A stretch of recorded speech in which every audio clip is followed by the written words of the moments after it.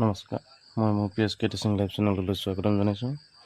আজি আমি class 9 R2ৰ 10 number পৰা আলোচনা কৰিম। 10 নম্বৰটো প্ৰথম চাই লওঁ কি কৈছে।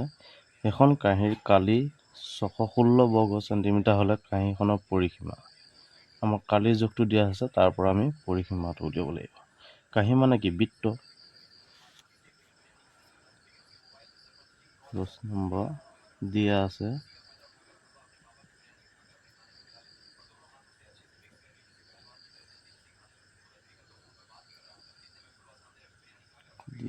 কাঁহীৰ কালিৰ 616 চেণ্টিমিটাৰ স্কোৱাৰ। আমি পৰিসীমা উলিয়াব লাগে। বৃত্ত কালিটো কি? বৃত্ত কালি আমি জানো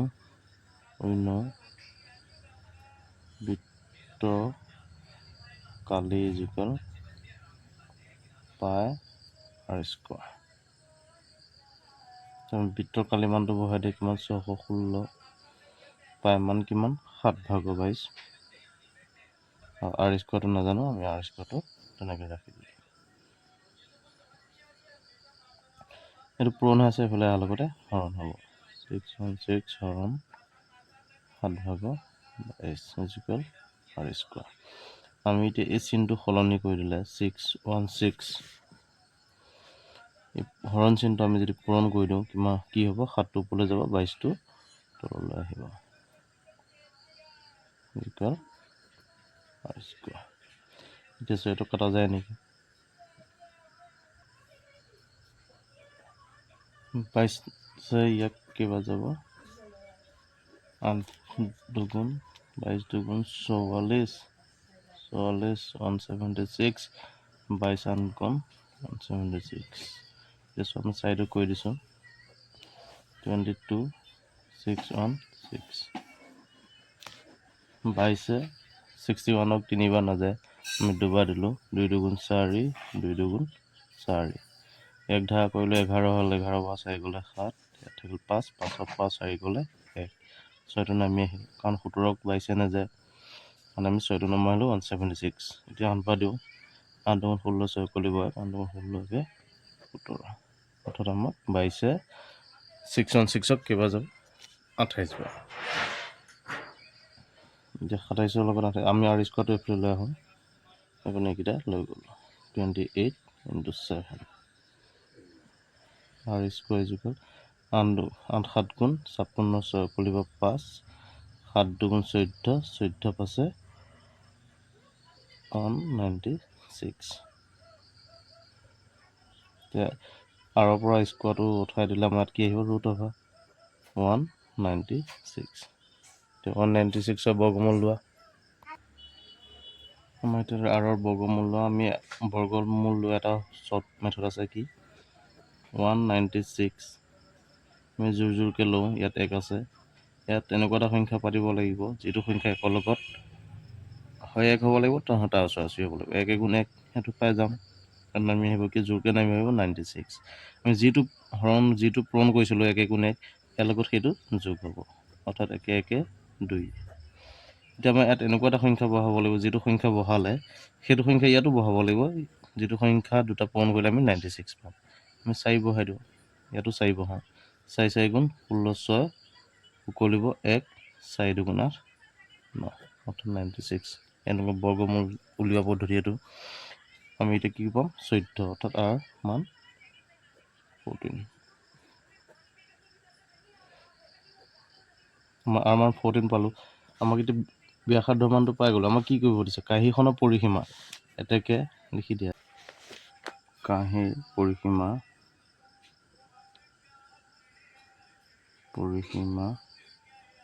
ইকুৱেল টুৱাইচ পাই আৰ। তো পাই মান 7/22, আৰ মান কিমান পাইছোঁ আমি? 14। 7 14 কাটিলোঁ, দুবাৰ গ'ল।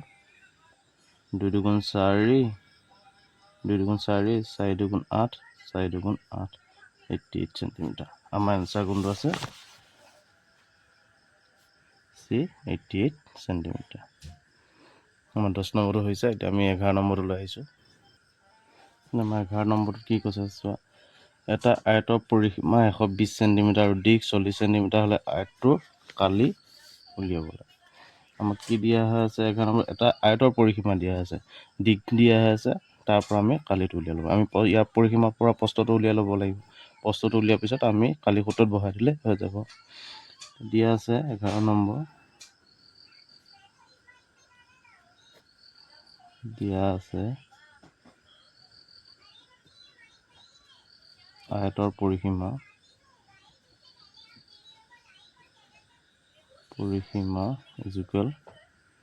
120 চেণ্টিমিটাৰ। দিশ দিয়া হৈ আছে 40 চেণ্টিমিটাৰ। এতিয়া আমি প্ৰস্থ নাজানো, প্ৰস্থটো উলিয়াই লওঁ। গতিকে আয়তৰ পৰিসীমা we know আয়তৰ পৰিসীমা 2 whole into দিশ যোগ প্ৰস্থ। আমাক আয়তৰ পৰিসীমা দিয়া আছে 120, দুইটো থাকিবই, দিশ দিয়া আছে 120, প্ৰস্থ নাজানো, আমি প্ৰস্থটো তেনেকৈ ৰাখি দিওঁ। দুইটো ইয়াত পূৰণ হৈ আছে, এইফালে অহাৰ লগতে হৰণ হ'ব। 2 120/2, ইয়াত থাকিব 120 প্লাছ প্ৰস্থ। 2 120ক 60 পোৱা যাব, 60 = 120 প্লাছ প্ৰস্থ।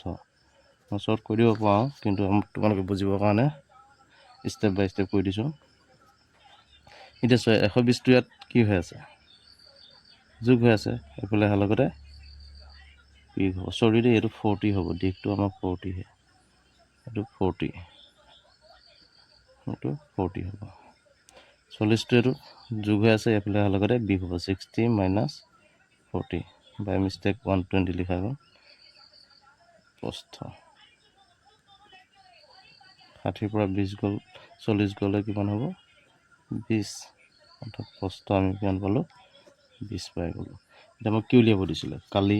গতিকে কালি সূত্ৰত বহাই দিয়া। গতিকে আয়তৰ কালি দিশ পূৰণ প্ৰস্থ। দিশ আছে আমাৰ কিমান? 40, প্ৰস্থ কিমান দি আছে? পালোঁ আমি 20 চেণ্টিমিটাৰ স্কুৱাৰ। 4 দুগুণ 8, 800 চেণ্টিমিটাৰ স্কুৱাৰ। এইটো আমাৰ এনচাৰ অপশ্যনত কিমান আছে? এইটো অপশ্যন নাই, এইটো অংকৰ, এইটো আমাৰ কিমান হ'ব? 800। চাই লওঁ যদি বুজি পোৱা নাই। 12 নম্বৰটো লৈ আহিছোঁ। 12 নম্বৰটো কি কৈছে? কোঠা এটাৰ এখন বেৰৰ জোখ 4.5 মিটাৰ × 3.6 মিটাৰ আৰু 2 মিটাৰ × 1 মিটাৰ জোখৰ দুৱাৰ বাবে বেৰখনৰ কিছু ঠাই এৰি থোৱা আছে। ৰং লগাবৰ বাবে বেৰখনৰ কালি জোখ উলিয়াব লাগে। এতিয়া আমাৰ বেৰত এখন দৰ্জা আছে, দৰ্জাখনৰ আঁতৰাই পেলাই যিখিনি থাকে সেইখিনি ৰং লগোৱা জোখ আমাক দিয়া আছে। চোৱা, মই চিত্ৰ সহায়ত বুজাই দিছোঁ তোমালোকক। এইখন ধৰি লোৱা আমাৰ বেৰ 4.5 মিটাৰ দিশ আৰু প্ৰস্থ দিছে 3.6 মিটাৰ। আমাৰ দুৱাৰখনৰ কিমান হ'ব? 2 মিটাৰ, অৰ্থাৎ এইটো 2 মিটাৰ আৰু এইপিনে 1 মিটাৰ। এই কালিটো আমি যেতিয়া মাইনাছ কৰি দিম, ডাঙৰ বেৰখনৰ পৰা দুৱাৰ কালিখন বিয়োগ কৰি দিলে আমাৰ এনচাৰটো ওলাই যাব। এইখিনি ৰং কৰিব লাগে। আমাক ৰং কৰিবৰ কাৰণে এইখিনি লাগে। আমাৰ দুৱাৰখন আঁতৰাই দিব লাগিব, অৰ্থাৎ আমি কি কৰিব লাগিব? আয়তৰ কালিৰ পৰা, অৰ্থাৎ বেৰখনৰ কালিৰ পৰা দুৱাৰখনৰ কালি বিয়োগ কৰি দিলে আমাৰ এনচাৰটো ওলাই যাব। মই কৰি দিছোঁ তোমালোকক। 12 নম্বৰ দিয়া আছে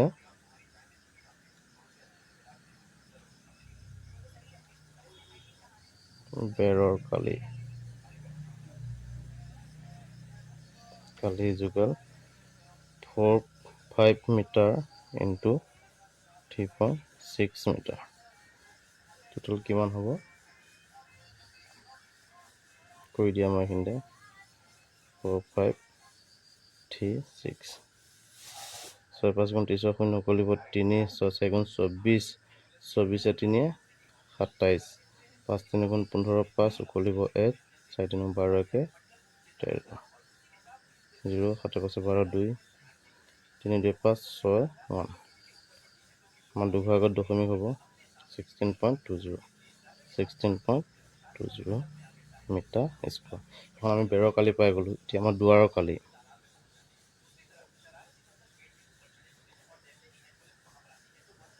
ইজুকাল কিমান দিছে 2 into 1 মিটাৰ স্কুৱাৰ, অৰ্থাৎ 2 মিটাৰ স্কুৱাৰ। এতিয়া আমাক কি কৰিব দিছে, ৰং লগাবৰ বাবে বেৰখনৰ জোখ উলিয়াব দিছে। আমি এতিয়া দুৱাৰকালিৰ পৰা বেৰখনৰ কালিৰ পৰা দুৱাৰকালিটো বিকোঁ। এটাকে ৰং লগাবৰ বাবে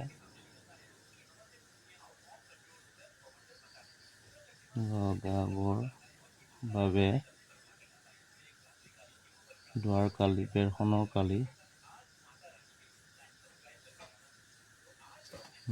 কালি ইজুকেল 16.20 minus 2 মিটাৰ স্কুৱাৰ। এইটো বিয়োগ কৰি দিয়া 16.20 2 0 2 আমি দশমিকৰ পিছত এটা শূন্য বহাই ল'লোঁ যাতে ইয়াক সুবিধা হয়। 2 পৰা 2 পৰা শূন্য গ'ল 2, 6 পৰা 2 গ'ল 4 1, অৰ্থাৎ আমাৰ কিমান হয় 14.2 মিটাৰ স্কুৱাৰ। এইটোৱে আমাৰ এনচাৰ।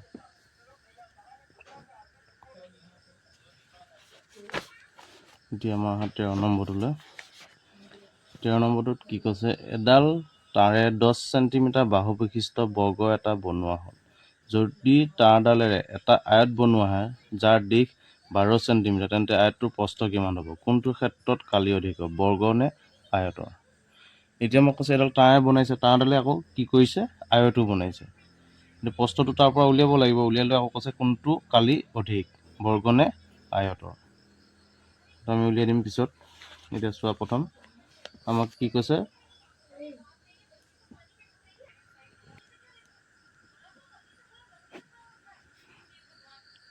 বৰ্গৰ পৰিসীমা ইজুকেল আয়তৰ পৰিসীমা। বৰ্গৰ পৰিসীমা 4 into বাহু আৰু আয়তৰ হ'ব 2 whole into দিশ যোগ প্ৰস্থ।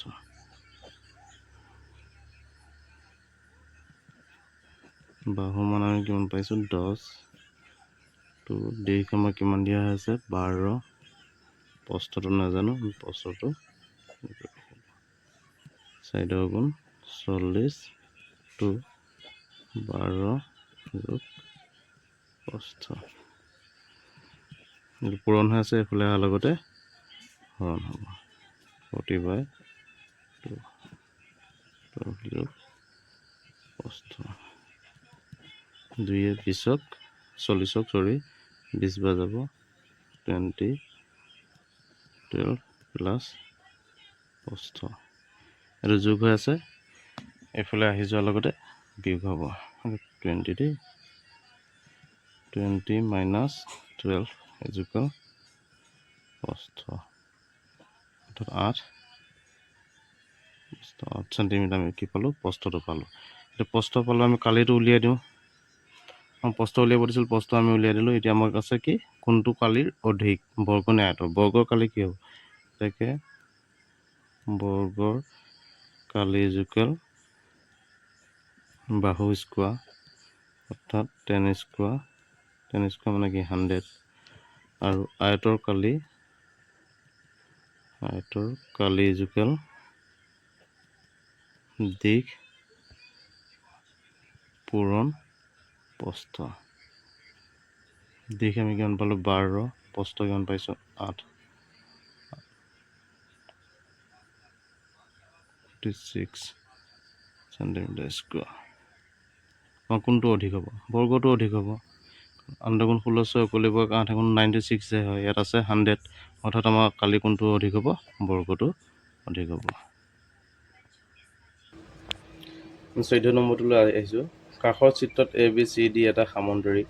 AB আৰু BC জোখক্ৰমে 6 চেণ্টিমিটাৰ আৰু 4 চেণ্টিমিটাৰ। AD ভূমি সাপেক্ষে উচ্চতা BFৰ জোখ 4.9 চেণ্টিমিটাৰ হ'লে AB ভূমি সাপেক্ষে উচ্চতা DR ৰ জোখ উলিয়াব লাগে। আমাক কি কৈছে, ABCD এটা সামন্তৰিক। AD ভূমি সাপেক্ষে BF ল'ম, BF উচ্চতা। BFৰ উচ্চতা আমাক কিমান দিছে? BFৰ উচ্চতা 4.9 আৰু AB জোখ দিয়া আছে আমাক কিমান 6 চেণ্টিমিটাৰ। AB BC দিছে 4 চেণ্টিমিটাৰ, BC এইটো 4 চেণ্টিমিটাৰ আৰু AD ভূমি সাপেক্ষে DEটো আমি উলিয়াব লাগে, অৰ্থাৎ এই DE মানটো উলিয়াব লাগে। হৈছে চোৱা আমাক দিয়া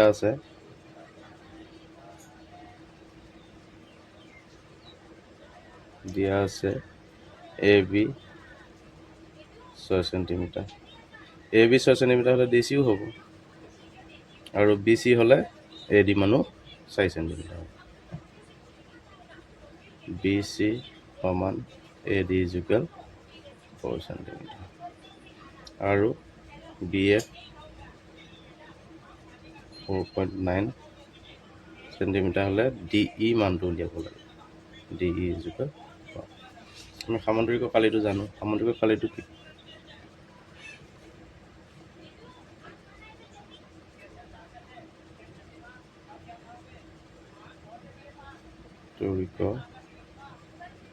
কালি ইকুৱেল হাফ ইনটু BH ভূমিপূৰণ উচ্চতা।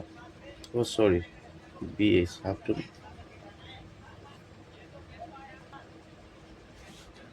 সামুদ্ৰিক কালি ভূমিপূৰণ উচ্চতা। এতিয়া আমাৰ BH এতিয়া কি কৈছে? আমাৰ দুটা আমি ইয়াত পাই গৈছোঁ। সামুদ্ৰিক এটাই সামুদ্ৰিক, আমি তাত কিন্তু ভূমি আৰু লম্ব দুটা কৈ দিছে। AB ভূমি সাপেক্ষে DE উচ্চতা আৰু ঠিক তেনেকৈ AD ভূমি সাপেক্ষে BF উচ্চতা। এই দুয়োটা সমান হ'ব। প্ৰশ্ন মতে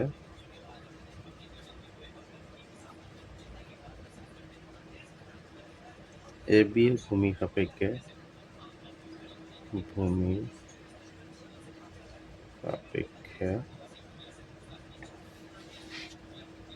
কালি হ'ব B ইনটু H, ঠিক তেনেকৈ সমান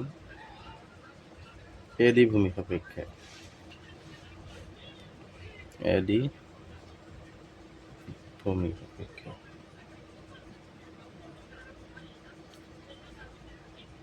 B ইনটু H। AB ভূমি সাপেক্ষে ভূমি কোনটো হ'ব? 6 চেণ্টিমিটাৰ, অৰ্থাৎ AB ইনটু উচ্চতা কোনটো হ'ব? DE আৰু AD ভূমি সাপেক্ষে AD ইনটু উচ্চতা কি হ'ব? BF। মান বহাই দিয়া। AB মান 6 চেণ্টিমিটাৰ, DE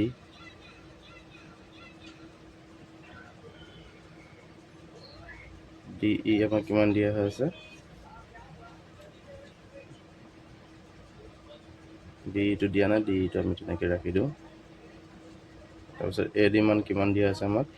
এইটো 4 চেণ্টিমিটাৰ হ'লে AD মানো 4 চেণ্টিমিটাৰ হ'ব, 4 চেণ্টিমিটাৰ আৰু BF মান কিমান দিছে? 4.9।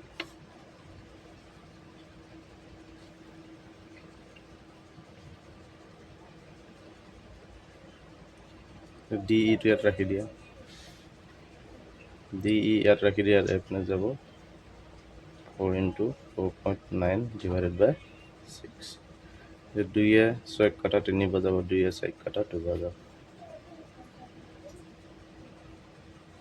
DE ইকুৱেল 3/9 দুগুণ 18, 8 খুলিব 1, 4 দুগুণ 8, 8 9, 9.8। কাটি সৰণ কৰি দিয়া। DE 3 গুণ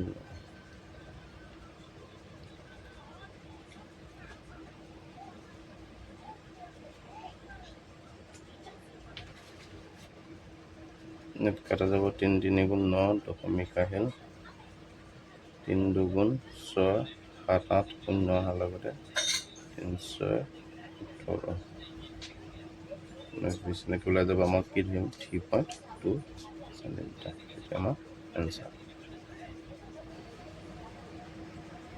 15 নম্বৰটো লৈ আহিছোঁ। 15 নম্বৰ কি কৈছে?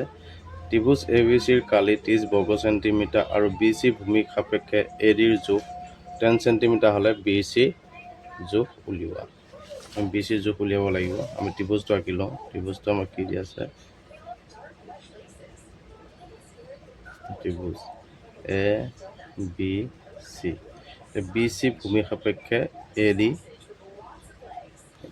ডি 10 চেণ্টিমিটাৰ বুলি কৈছে, এইটো 10 চেণ্টিমিটাৰ। তেতিয়াহ'লে আমি বি চি জোখটো উলিয়াব লাগে। আমাৰ কালিটো দিয়া আছে, কালিটোৰ পৰা আমি বি চিটো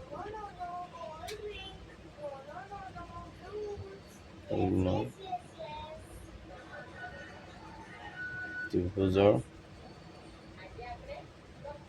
কালি ইজুকাল হাফ ইনটু ভূমি পূৰণ উচ্চতা।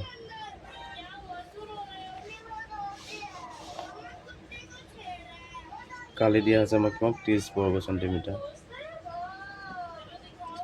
স্কোৱাৰ। হাফ ভূমিটো আমি নাজানো, বি চিটো আমি তেনেকৈ ৰাখোঁ। উচ্চতা দিয়া আছে কিমান 10 চেণ্টিমিটাৰ। 2 10 কাটিলোঁ 5 বাৰ গ'ল 30, ইফালে থাকিব 5 বি চি। আমি এইটো চাইডে লৈ আহোঁ 5 বি চি 30। বি চিটো ইয়াত ৰাখি দিওঁ, এইপিনে পূৰণ হৈ আছে, এইফালে অহাৰ লগতে হৰণ হৈ যাব 30/5। এতিয়া চোৱা 5 30 কেইবাৰ যাব 6 বাৰ, অৰ্থাৎ বি চি ইজুকাল কি পালোঁ 6 চেণ্টিমিটাৰ। এইটো আমাৰ এনচাৰ। 16 নম্বৰটোলৈ আহিলোঁ। ত্ৰিভুজ পি কিউ আৰ আৰু পি আৰ জোখক্ৰমে 4 চেণ্টিমিটাৰ আৰু 8 চেণ্টিমিটাৰ। কিউ আৰ ভূমি সাপেক্ষে উচ্চতা পি এলৰ জোখ 5 চেণ্টিমিটাৰ হ'লে পি আৰ ভূমি সাপেক্ষে উচ্চতা কিউ এমৰ জোখ উলিওৱা। প্ৰথম ছবি এইটো আঁকি লওঁ।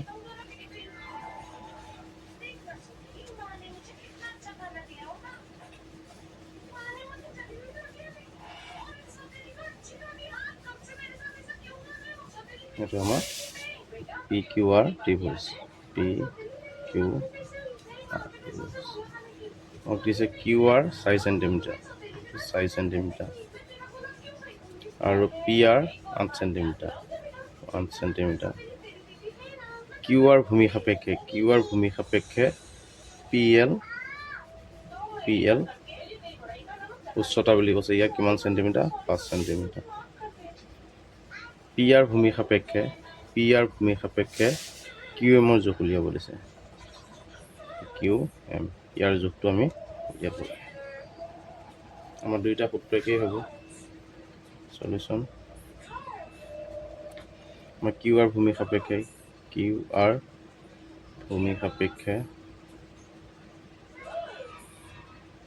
কালি কি হ'ব half into B H is equal, আৰু আমাৰ কি আছে পি আৰ ভূমি সাপেক্ষে কালি half into B into H. মান বহাই দিয়া হাফ। আমাৰ কিউ আৰ ভূমি সাপেক্ষে বি কোনটো হ'ব পি এল। ভূমি হ'ব 4 চেণ্টিমিটাৰ, উচ্চতা হ'ব পি এল 5 চেণ্টিমিটাৰ। ঠিক তেনেকৈ হাফ ভূমি কিমান হ'ব 8 চেণ্টিমিটাৰ, পি আৰ 8 চেণ্টিমিটাৰ। এইচটো আমি নাজানো, সেইটো আমি কিউ এম হিচাপে ৰাখিম। 2 8 কাটা গ'ল 4 বাৰ যাব, 2 4 কাটিলোঁ 2 বাৰ গ'ল।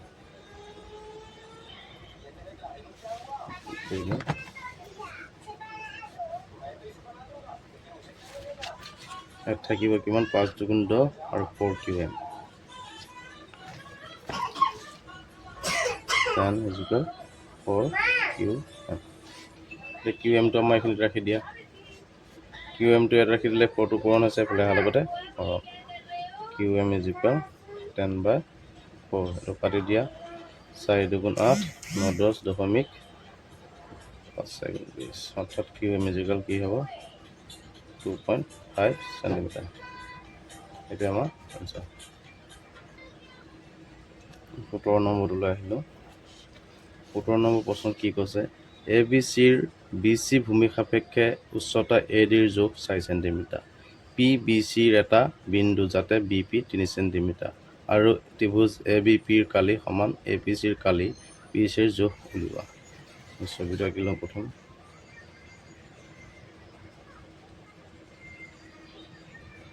এইটো আমাৰ ABC ত্ৰিভুজ, ABC। এইটো কি কৈছে? BC ভূমি সাপেক্ষে, BC ভূমি সাপেক্ষে ADৰ জোখ। BC ভূমি হ'লে AD এইটো হ'ব, ইয়াৰ জোখ 4 চেণ্টিমিটাৰ। P BCৰ এটা বিন্দু, এই BCত P এটা বিন্দু, PCৰ এটা বিন্দু যাতে BP এইখিনি সমান 3 চেণ্টিমিটাৰ হয়, এইখিনি 3 চেণ্টিমিটাৰ। আৰু ABP, এইটো ABP ত্ৰিভুজ, ABP সমান ত্ৰিভুজ APC, APC, APC। ঠিক আছে? PC জোখ অৰ্থাৎ এইখিনি জোখ উলিয়াব লাগে, এইখিনি জোখ এইখিনি উলিয়াব লাগে। এতিয়া উলিয়াই দিওঁ। এতিয়া চোৱা, এইখিনিত আমাৰ AD মান দিয়া হৈ আছে। ABCৰ কালি কি হ'ব? Half into B into H। ঠিক তেনেকৈ ইয়াতো হ'ব half into B into H। এইখিনিতে কথাটো চোৱা, হাফ ভূমি কোনটো হ'ব? ABP, ABP এইটো ভূমি কোনখিনি হ'ব? 3 চেণ্টিমিটাৰ ইনটু 3। H কিন হ'ব? এইটো AP হ'ব। ইয়াত যদি 4 চেণ্টিমিটাৰ, এইটো 4 চেণ্টিমিটাৰ হ'ব, 4। ঠিক তেনেকৈ হাফ ভূমি এইটো কি হ'ব? APCৰ ভূমি PC, আৰু উচ্চতাটো কি হ'ব? AD আমাৰ 4 চেণ্টিমিটাৰ। মই এনেকৈ লিখি দিয়া নাই ডাইৰেক্ট, তোমালোকে ডাইৰেক্ট মান বহাই দিছোঁ, এনেকৈ কৰিব পৰা। হাফ ইনটু BP পূৰণ AP equal half into PC পূৰণ AD, এনেকৈ লিখি ল'ব পাৰোঁ। মই এইখিনি লিখা নাই, এইখিনি ডাইৰেক্ট কৰি দিছোঁ। হ'ল।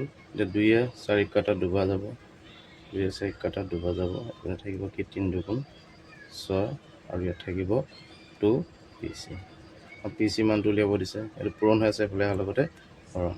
তো PC ইজুকেল 6, PC ইজুকেল 6/2। 2 6 কাটিলোঁ 3 বাৰ, অৰ্থাৎ PC ইজুকেল 3 চেণ্টিমিটাৰ। এইটো আমাৰ এনচাৰ। ঠিক আছে?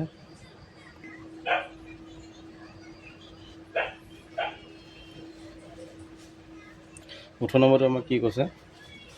এখন অৰ্ধবৃত্তাকাৰ বাগিচাৰ ব্যাসাৰ্ধ যোগ 10 মিটাৰ হ'লে বাগিচাখনক কালি নিৰ্ণয় কৰা। পাইমানটো 3.14 ল'ব দিছে। পাইমানটো দুটা হয়, 7 ভাগৰ 22 হয়, 3.14 হয়। আমাৰ ইয়াত 3.14 ল'ব দিছে। অৰ্ধবৃত্তাকাৰ মানে কি? আধা, বৃত্ত আধা। ইয়াত মধ্যবিন্দুৰ এইটো ব্যাসাৰ্ধ, এইটো ব্যাসাৰ্ধৰ মান কিমান দিছে? 10 মিটাৰ। আমি জানো অৰ্ধবৃত্তৰ কালি half into pi R square. উত্তৰবিলাক মুখস্থ থাকিব লাগিব। এতিয়া হাফ পোৱা হ'লোঁ, পাই মান আমাক বহাব দিছে 3.14।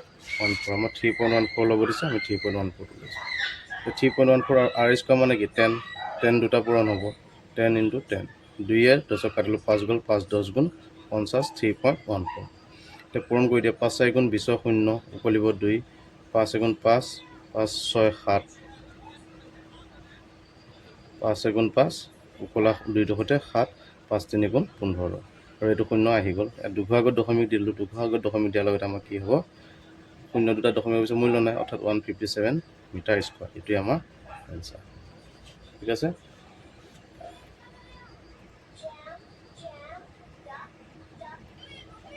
ঊনৈছ নম্বৰটো চোৱা, 4 চেণ্টিমিটাৰ ব্যাসাৰ্ধৰ বৃত্তাকাৰ কাঠৰ টুকুৰা এটাৰ পৰা 3 চেণ্টিমিটাৰ ব্যাসাৰ্ধৰ বৃত্ত এটা কাটি পেলোৱা হ'ল। টুকুৰাটোৰ অৱশিষ্ট অংশৰ কালি উলিওৱা। 4 চেণ্টিমিটাৰ ব্যাসাৰ্ধৰ এটা বৃত্ত আছে, তাৰ পৰা 3 চেণ্টিমিটাৰ ব্যাসাৰ্ধ, এইটো চোৱা, এইটো ডাঙৰ 4 চেণ্টিমিটাৰ ব্যাসাৰ্ধৰ এটা বৃত্ত আমি পালোঁ। তাৰ ভিতৰত কি আছে? 3 চেণ্টিমিটাৰ ব্যাসাৰ্ধৰো এটা বৃত্ত আছে। এই বৃত্তটো কাটি উলিয়াই পেলাই দিয়াৰ লগতে আমাৰ অৱশিষ্ট অংশখিনি পাই যাম। এতিয়া চোৱা, আমাক দিয়া আছে ডাঙৰ বৃত্তৰ ব্যাসাৰ্ধ 4 চেণ্টিমিটাৰ, সৰু বৃত্তৰ ব্যাসাৰ্ধ 3 চেণ্টিমিটাৰ। অৱশিষ্ট অংশ কালি কি হ'ব? অংশৰ কালি যোগেল ডাঙৰ বৃত্তৰ কালি বিয়োগ সৰু বৃত্তৰ কালি। তো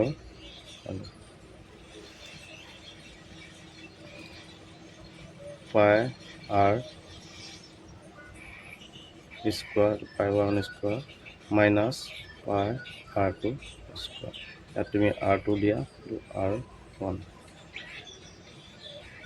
আমাৰ পাই মান ধৰিব দিছে কিমান, আমাৰ ইয়াত দিয়া নাই, আমি 7/22 ল'ম। 7/22 r মান কিমান পাইছোঁ 4 ইনটু 4 মাইনাছ 7/22 ইনটু r মান কিমান হৈছে 3 চেণ্টিমিটাৰ 3 ইনটু 3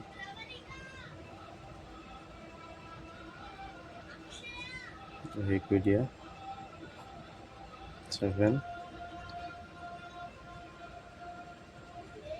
4 4 গুণ 16 16 লগত 22 পূৰণ কৰা 16 22 6 দুগুণ 12 2 কলিব 1 2 এগুণ 2 3 6 দুগুণ 12 2 কলিব 1 2 এগুণ 2 3 2 5 3 আমি কিমান পালোঁ 3 5 2 মাইনাছ 3 3 গুণ 9 9 লগত 22 পূৰণ কৰা 22 9 9 দুগুণ 18 2 কলিব 1 9 দুগুণ 18 19 198 মই এটা লাইনতে কৰি দিলোঁ 7 লসাগু লৈ ল'লোঁ 7 198 352 পৰা 198 গ'লে কিমান থাকিব 12 পৰা 8 গ'ল 4 থাকিল 1 ধাৰা কৰিলে 10 14 9 গ'ল 5 ইয়াত থাকিব কিমান 154 কটা যাব 7 দুগুণ 14 15 হ'ল 7 দুগুণ 14 তাত 22 চেণ্টিমিটাৰ স্কোৱাৰ। অৱশিষ্ট অংশ কালি কিমান হ'ব 22 চেণ্টিমিটাৰ স্কোৱাৰ। এইটোৱে আমাৰ আনচাৰ। আমি এতিয়া 20 নম্বৰটোলৈ আহিছোঁ। 20 নম্বৰটো কি কৈছে 44 চেণ্টিমিটাৰ দৈৰ্ঘ্যৰ তাঁৰ এডালৰ পৰা এটা বৃত্তাকাৰ আকৃতি পোৱা গ'ল। বৃত্তটোৰ ব্যাসাৰ্ধ কিমান? দৈৰ্ঘ্য বুলি কৈছে আমি এইটো পৰিধি ধৰি ল'ব লাগিব। 20 নম্বৰটো দিয়া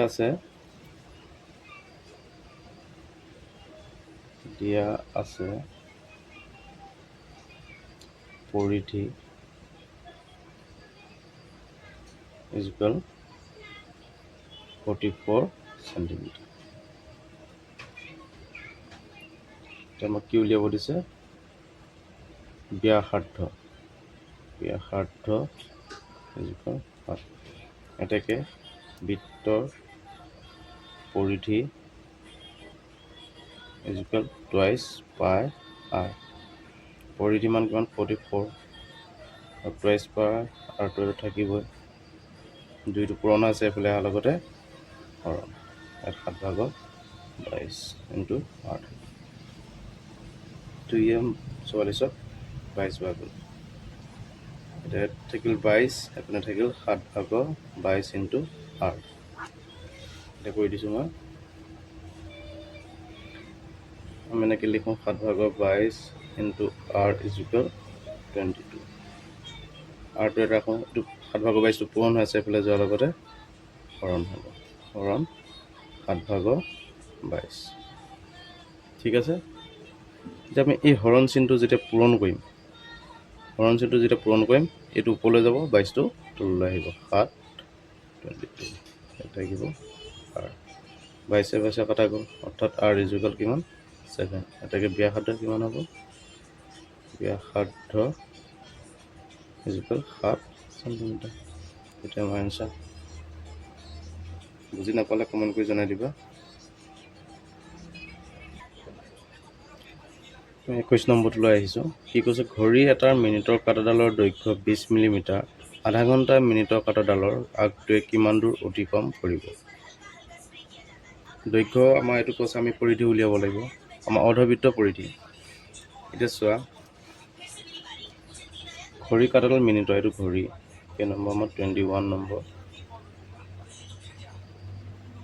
এইটো ঘড়ী, এইটো হ'ল মিনিটৰ কাঁটা। 12ত যদি আৰম্ভ হয় আধা ঘণ্টাত কিমান আহিব 6 লৈ আহি যাব, অৰ্থাৎ এটা অৰ্ধবৃত্ত সৃষ্টি কৰিব। এনেকুৱা অৰ্ধবৃত্ত এটা সৃষ্টি কৰিব। আমাক মিনিটৰ কাঁটাডালৰ দৈৰ্ঘ্য কিমান কৈছে এইখিনিৰ পৰা এইখিনি দৈৰ্ঘ্য কৈছে 10 মিলিমিটাৰ অৰ্থাৎ এইখিনিৰ পৰা আমাৰ মধ্যবিন্দুৰ পৰা এইখিনি 10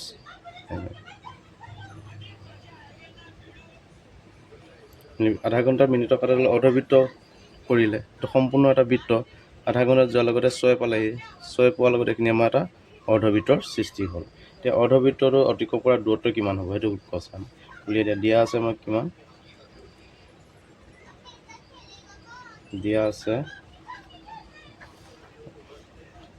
আছে ঘড়ীৰ কাঁটাডালৰ দৈৰ্ঘ্য 20 মিলিমিটাৰ অৰ্থাৎ ব্যাসাৰ্ধ ধৰিব লাগিব ব্যাসাৰ্ধ ইজুকাল 20 mm তাকে পৰিধি উলিয়াই দিয়া পৰিধি অৰ্ধ পৰিধি উলিয়াব লাগিব আমি অৰ্ধ পৰিধি equal what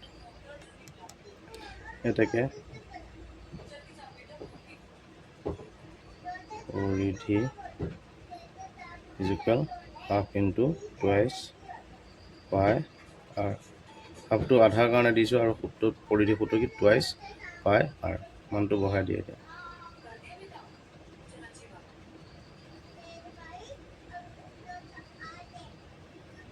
half into 2 into পাই মান 7/22 ইনটু আৰ মান 20 হ'ল 2 কাটি দিয়া 7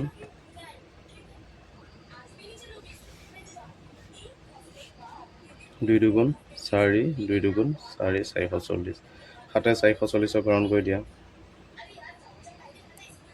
7 6 গুণ 42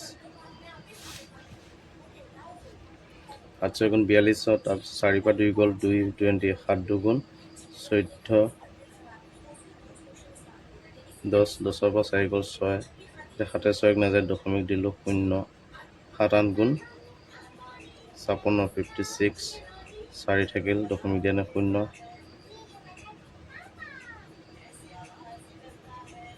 5 গুণ 35 7 6 গুণ 42 5 5 গুণ 35 5 এনেকৈ ওলাই গৈ থাকিব আমি এইটো কি কৰি দিওঁ এঘৰত হৈ 62.86 এইটো আমাৰ আনচাৰ CM আছে না মিলিমিটাৰ চৰি CM নহয় মিলিমিটাৰ এইটো আমাৰ আনচাৰ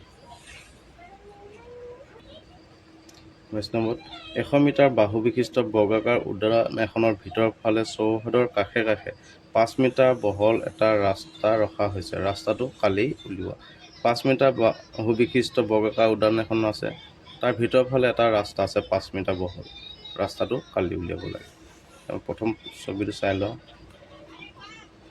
আমাৰ 22 নম্বৰ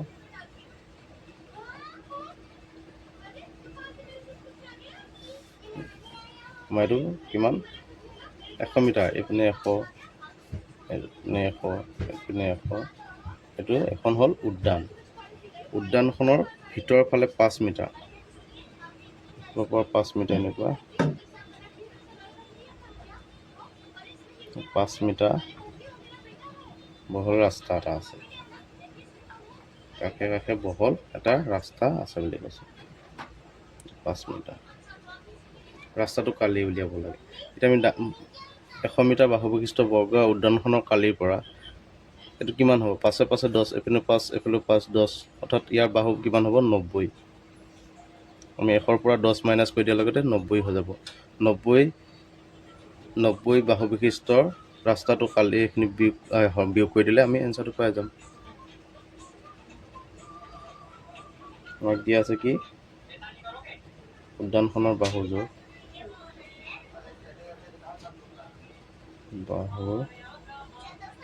যোগ 100 মিটাৰ আৰু কি আছে ৰাস্তাৰ ভিতৰৰ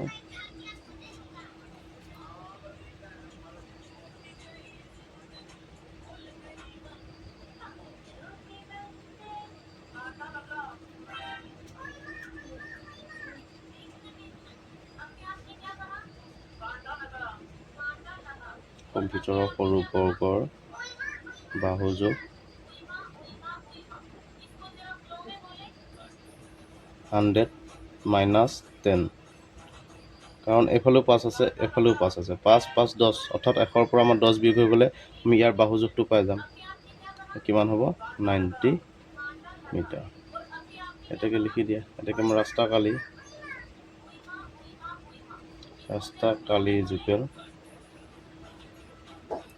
কালি হ'ব কি?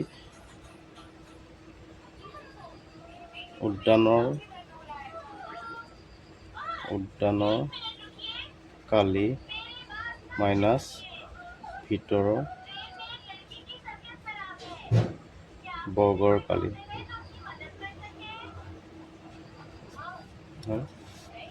বুজি নাপালে ক'বা, মই আকৌ পুনৰ ভিডিঅ' বনাই বুজাই দিম। উদ্যানৰ কালি কিমান হ'ব? 100 স্কোৱাৰ আৰু মাইনাছ ভিতৰৰ কালি কিমান? এইটো আমাৰ 90 হ'ব, 90 স্কোৱাৰ। 100 গুণ 2 3 4 আৰু মাইনাছ 9 গুণ 81 মিটাৰ স্কোৱাৰ। বিয়োগ কৰি দিয়া। 0 0 0 পৰা 1 নাযায়, 10 ধাৰ কৰিলোঁ, 10ৰ পৰা 1 গ'ল 9, থাকি গ'ল কিমান? 9 9 5 গ'ল 1, 1900 মিটাৰ স্কোৱাৰ। অৰ্থাৎ আমাৰ ৰাস্তাৰ কালি কিমান হ'ব? 1900 মিটাৰ স্কোৱাৰ। এইটোৱে আমাৰ এনচাৰ। 23 নম্বৰটোলৈ আহিছোঁ। 180 মিটাৰ দৈৰ্ঘ্য আৰু 120 মিটাৰ প্ৰস্থৰ আয়তাকাৰ পথাৰ এখনৰ সীমাৰ বাহিৰেৰে 6 মিটাৰ প্ৰস্থৰ এটা ৰাস্তাৰ আশা আছে। ৰাস্তাটো কালি উলিয়াব লাগে। আমাৰ আগতত পাইছিলোঁ কি ভিতৰৰ ছাইডত, এতিয়া কৈছে বাহিৰৰ ছাইডত ৰাস্তা আছে, আয়তকাৰ। এতিয়া এইপিনে চোৱা, 23 নম্বৰ সলিউশ্যন।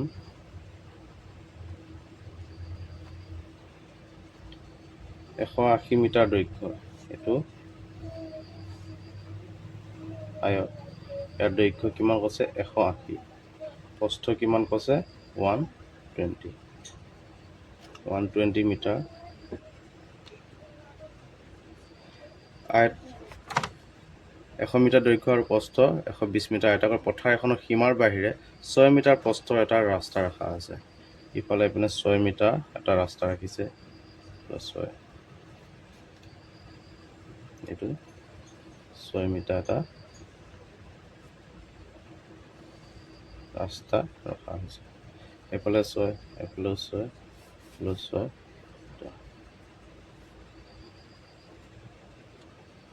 ঠিক আছে। এতিয়া চোৱা, আমাৰ এইটো প্ৰথম কি কৈছে? দৈৰ্ঘ্য প্ৰস্থ আয়তাকাৰ পথাৰখনৰ কালি, আৰু এইটো আছে আমাৰ ৰাস্তাৰ সীমাৰ বাহিৰে 6 মিটাৰ ৰাস্তাৰ এটা কালি।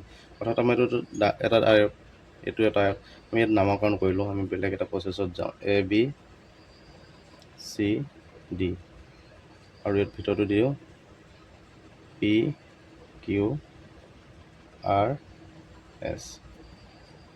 আমি এতিয়া ABCD আয়তৰ কালিৰ পৰা PQRSৰ কালিটো বিয়োগ কৰি দিলে আমি ৰাস্তাটো কালি পাই যাম। আমাৰ তোৰ ভিতৰটো দিয়া হৈ আছে, ভিতৰটো আমাক কি দিয়া আছে? SR দিয়া আছে,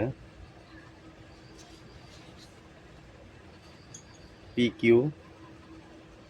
সমান SR ইকুৱেল কিমান? 180 মিটাৰ দৈৰ্ঘ্য। প্ৰস্থ কিমান? PSQR, এইটো হ'ল দিঘ, এইটো দিঘ। প্ৰস্থ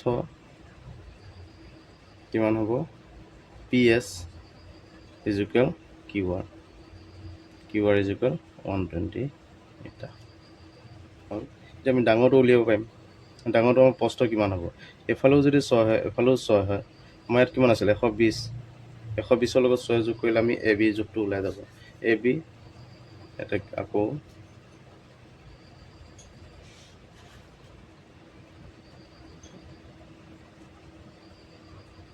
AB সমান DC ইকুৱেল, এইটো বাহু যিমান হ'ব এইটো বাহু সিমানেই হ'ব। এতিয়া এফালেও 6 হ'ল, এফালেও 6 হ'ল, 12। আমাৰ এইখিনিত আছে 120, এইখিনিৰ পৰা এইখিনি 120, এইপিনে 6, এইপিনে 6, 12 হ'ল। 120 প্লাছ 12 মিটাৰ কিমান হ'ব? 132 মিটাৰ। এইটো আমাৰ প্ৰস্থটো পালোঁ। দিশটো উলিওৱা, এইটো প্ৰস্থ। দিশটো হ'ব কিমান A D is equal B C. এতিয়া চোৱা প্ৰস্থ আমাক কিমান দিছে 180। এতিয়া 180 এইখিনিৰ পৰা এইখিনিলৈহে এছ আৰ এইখিনি 180, এফালেও 6 আছে আৰু এফালেও 6 আছে, 6 মিটাৰ, অৰ্থাৎ 6 6 12 মিটাৰ। 180 লগত আমি 12 মিটাৰটো যোগ কৰিলে আমি এইটো পাই যাম কিমান 192 মিটাৰ। হ'ল আমি দুইটা আয়তৰ দিশ প্ৰস্থ পাই গ'লোঁ। এতিয়া ডাঙৰ আয়তটোৰ পৰা সৰু আয়তটো বিয়োগ কৰি দিওঁ। এটাকে আমাক কিহৰ কালি উলিয়াব দিছে, ৰাস্তাটো কালি উলিয়াব দিছে। এটাকে ৰাস্তাটো কালি is equal A B C ডিৰ আয়তৰ কালি বিয়োগ পি কিউ আৰ এছ আয়তৰ কালি।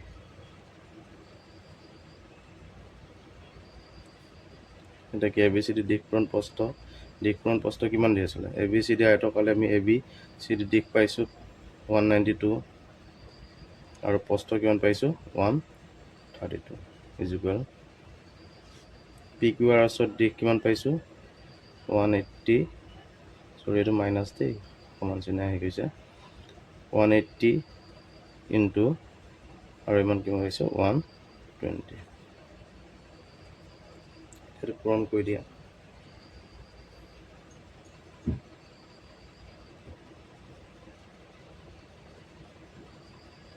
এইটো পূৰণ কৰিলোঁ 192 132, 2 দুগুণ 4, 9 দুগুণ 18, 8 উকলিব 1, 2 গুণ 2 3, 3 দুগুণ 6, 9 3 গুণ 27, 7 উকলিব 2, 3 গুণ 3 4 5, 1 দুগুণ 2, 1 9 গুণ 9 1, 4 28 14, 4 উকলিব 1, 7 3 10, 11 12 উকলে 8 13, 3 উকলিব 1, 9 5 14 উকলে 1 15 5 উকলিব 1 2। এফালে আমি 25 3 4 4 মাইনাছ 18 12 কৰি দিয়ে। এতিয়া 18 12, 8 দুগুণ 16 6 উকলিব 1, 2 গুণ 2 3, 8 গুণ 8 1 গুণ 1 6, 8 9 10 11 1 উকলিব 1 2 2 1 2 1 6 00 বিয়োগ কৰি দিয়া 0 0 6 1 2 4 4, 13 5 হৈ গ'ল 7, 4 5 গ'ল 3, কিমান পালোঁ আমি 37 44 মিটাৰ স্কোৱাৰ। অৰ্থাৎ ৰাস্তাটো খালি কিমান হ'ব 37 44 মিটাৰ স্কোৱাৰ। এইটোৱে আমাৰ এনচাৰ। আমি 24 নম্বৰটোলৈ আহিছোঁ। 24 নম্বৰটো কি কৈছে, তলৰ চিত্ৰত ছাঁ দিয়া অংশৰ কালি উলিয়াব দিছে। অৰ্থাৎ এইখিনি অংশৰ কালি আমি উলিয়াব লাগে। আমাৰ এ বি চি ডি এটা আয়ত, এ বি চি ডি আয়তটোৰ পৰা ইয়াত আমি ত্ৰিভুজ এটা পাইছোঁ, দেখিছেনে ডি ই, এইখিনিত এটা নামাকৰণ কৰিলোঁ ডি ই এফ দিলোঁ, আৰু এইপিনে কি দিছে বি ই বি চি, এইটো এটা ত্ৰিভুজ, এইটো এটা ত্ৰিভুজ, এইটো এটা ত্ৰিভুজ, এই দুটা ত্ৰিভুজ, অৰ্থাৎ আয়তটোৰ পৰা আমি এই দুটা ত্ৰিভুজৰ কালি বিয়োগ কৰি দিলে আমি ছাঁ দিয়া অংশ কালি। প্ৰথমতে আমি এ বি চি ডি আয়তটো কালি উলিয়াই লওঁ, তাৰপিছত ত্ৰিভুজ দুটা কালিৰ যোগফল কৰি বিয়োগ কৰি দিলে আমাৰ এনচাৰ ওলাই যাব। ছবিটো মই আঁকি দিছোঁ চোৱা।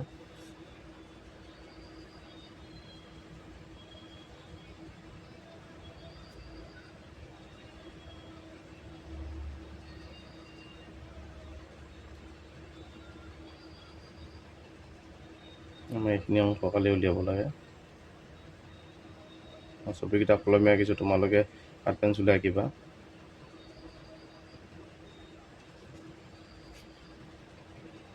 এ বি চি ডি, এইটো চোৱা, এইখিনিৰ পৰা এইটো আমাক দিছে ই, এইখিনিৰ পৰা এইখিনি 3 চেণ্টিমিটাৰ, এইখিনিৰ পৰা এইখিনি 3 চেণ্টিমিটাৰ, আৰু এইখিনিৰ পৰা এইখিনি 4 চেণ্টিমিটাৰ, এই গোটেইটো এইখিনি 3 চেণ্টিমিটাৰ, আৰু এইখিনি দিছে আমাক, এইখিনি ধৰিলোঁ আমি F ধৰি ল'লোঁ, এইখিনিৰ পৰা এইখিনি আমাক দিছে 1 চেণ্টিমিটাৰ। এতিয়া এইখিনি যদি গোটেইটো 3 চেণ্টিমিটাৰ, আয়তৰ এইটো CB সমান AD, এতিয়া এইখিনি যদি এইখিনি 1 চেণ্টিমিটাৰ হয়, অৰ্থাৎ DF আমাৰ 2 চেণ্টিমিটাৰ হ'ব, এইখিনি 2 চেণ্টিমিটাৰ হৈ যাব। এতিয়া আমি আয়তকালিটো উলিয়াই লওঁ প্ৰথম। গতিকে ABCD আয়তৰ কালি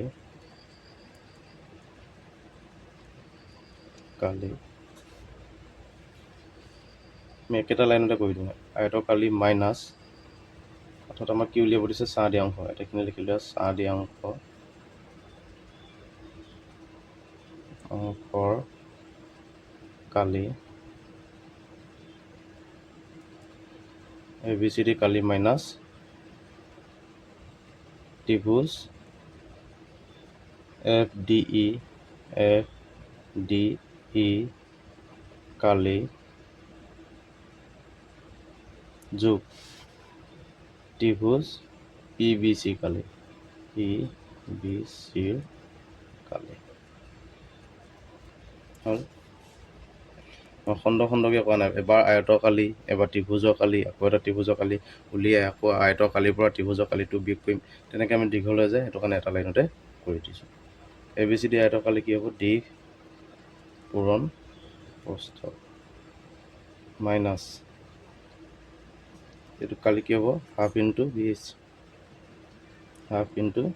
BH, ত্ৰিভুজৰ কালি প্লাছ হাফ ইনটু BH, এইটো ত্ৰিভুজৰ, দুইটা ত্ৰিভুজৰ কালি একেই হ'ব, কালি মানটো একেই হয়, আমি কালিটো জানোৱেই, হাফ ইনটু BH। ইয়াত আকৌ বেলেগ কালি নহয়, একেই হ'ব, মানকেইটাহে বেলেগ হ'ব। দিশ কিমান হ'ল আমাৰ, দিশ পালোঁ এইটো 3, 4, 3 যোগ 4 7 হ'ব, অৰ্থাৎ AB যোগেল আমাৰ কিমান হ'ব, AB সমান DC ইজুকেল 7 চেণ্টিমিটাৰ। এইখিনিৰ পৰা এইখিনি 4 3 আৰু এইখিনিৰ পৰা এইখিনি 4, অৰ্থাৎ 4 3 7 চেণ্টিমিটাৰ। প্ৰস্থ কিমান আমাৰ আছে, BC ইজুকেল AD 3 চেণ্টিমিটাৰ। আমাৰ এইটো 7 পূৰণ 3 মাইনাছ হাফ, ভূমি কোনটো হ'ব আমাৰ, FDE ভূমি হ'ব 2 চেণ্টিমিটাৰ আৰু উচ্চতা কিমান হ'ব, 3 চেণ্টিমিটাৰ প্লাছ, ঠিক তেনেকৈ আমাৰ ত্ৰিভুজ কোনটো আহিব, ত্ৰিভুজ EBCৰ কালি ভূমি কোনটো হ'ব, আমাৰ এইটো ভূমি, আমি যদি EBC কালি ভূমি আমি 3 ধৰিলোঁ, 4 আৰু উচ্চতা 3, ঠিক আছে। এতিয়া আমাক কৰি দিয়া, এইপিনে 7 3 গুণ 21 মাইনাছ 2 2 কটা গ'ল, 2 4 দুবাৰ কটা গ'ল, মাইনাছ ইয়াত থাকিল 3 প্লাছ 3 2 6,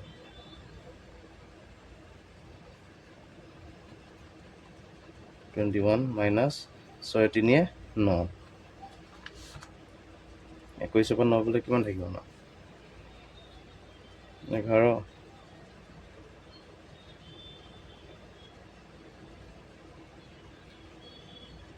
11 পৰা 9 গ'ল 10 11 আৰু ইয়াত থাকিল সেইটো 7 চেণ্টিমিটাৰ স্কোৱাৰ, অৰ্থাৎ চাহ দিয়া অংশ কালি 12 চেণ্টিমিটাৰ স্কোৱাৰ।